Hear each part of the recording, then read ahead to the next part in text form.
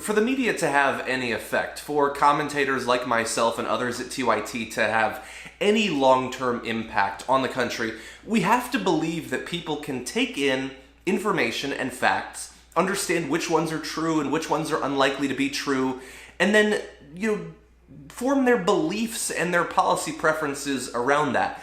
And yet, almost every day, I am exposed to information that leads me to believe that that's not actually the case, and that there's little hope that that will actually happen. And so now we have more information that plays into that, coming from a recent poll by YouGov and The Economist. And it has to do with the partisan breakdown of believing various conspiracy theories and theories basically that don't have any actual evidence behind them.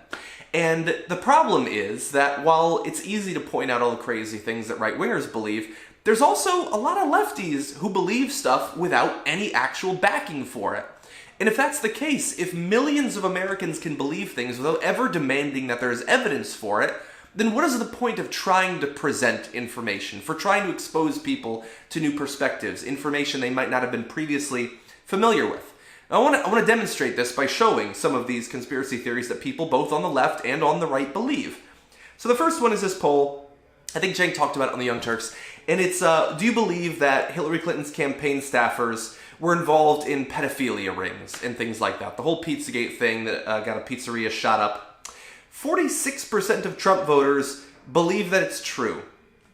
It's not true, but they believe it. Perhaps more crazy, 17% of Clinton voters apparently believe that Clinton and her staff were involved in a national pedophilia ring. But they still saw fit to vote for her. So that's interesting. I guess they must have liked her stance on taxes. I don't know. But almost half of Trump voters, without any evidence, believe that. Let's see. One of the more classic ones was President Obama born in Kenya. More than half of Trump voters believe that he is, despite the fact that he released not just his birth certificate, but his long-form birth certificate showing that he was born in America, and that newspaper announcements contemporaneously with his birth showed that he was born in America. More than half of Trump voters believe that. More than fucking half. More than half. That's like 13% of the country believes that it's true. The way that those work out. 11% of Clinton voters believe it's true. 1 in 10 Clinton voters believe that President Obama was born in fucking Kenya, despite the fact that there's no evidence for it. So again, on the right and on the left, we've got some fucking problems.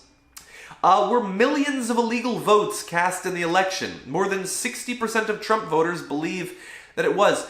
Their candidate won, and they still believe that millions of illegal votes were cast, despite the fact that there's not any evidence that that happened.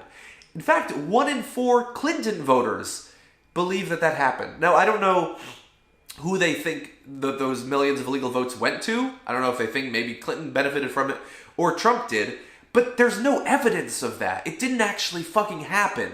And yet on the right, to a greater degree, and on the left, to a lesser degree, they actually believe it without actual evidence. Then they have this, okay, so the Russia sanctions just came out. This has to do with that. Do you think the following statements are true or not true? Russia tampered with vote tallies in order to get Donald Trump elected president. 50% of Clinton voters believe that Russia tampered with vote tallies. 9% of Trump voters think that it happened, and they seem okay with it. There's no evidence that Russia actually hacked into the machines and changed vote tallies. I apologize for how I sound. I'm extremely sick, but I can't let the news pass me by a few days. There's no evidence that that actually happened, but again, half of the voters for one of the candidates thinks that it's true. And look, honestly, I don't know if they think that it's true because it feels good, and they don't actually believe it. They're just saying it because it feels good to say that. I don't know if they saw something on Facebook that made them believe it, or, they follow the wrong person on Twitter. But all of this is fucking bullshit. There's no evidence for these things. And these are not like, did we fake the moon landing? These aren't things where it's like, well, it was decades ago and who really knows? And there was a thing on the Learning Channel that implied that it was true. And so this is stuff that's happening right now. Stuff about the election that just finished. Fundamental facts about whether the election was legitimate or not. About who the candidates are and what they believe in. And on both the right and the left, people believe fucking bullshit. Because despite the fact that I guarantee on both sides, if you ask them, they would say, we're committed to the truth. That's all we want, you know? We use logic. We don't use emotion. They believe garbage. And their views of candidates and their views of parties are based on this absolute trash. Now, I want to assume that since you're watching videos, you're going beyond simply accepting the news that's presented to you on social media, that you do have a stronger attachment to it. And certainly I am doing what I can. I just finished reading this awesome book about cognitive dissonance and the ways that people self-justify and weed out information that doesn't fit with what they already believe. And I am attempting to make sure that in the background I always have that running. But it is extremely disheartening as a person who's interested in the truth to see that on both sides, there does not seem to be a general acceptance of the importance of facts.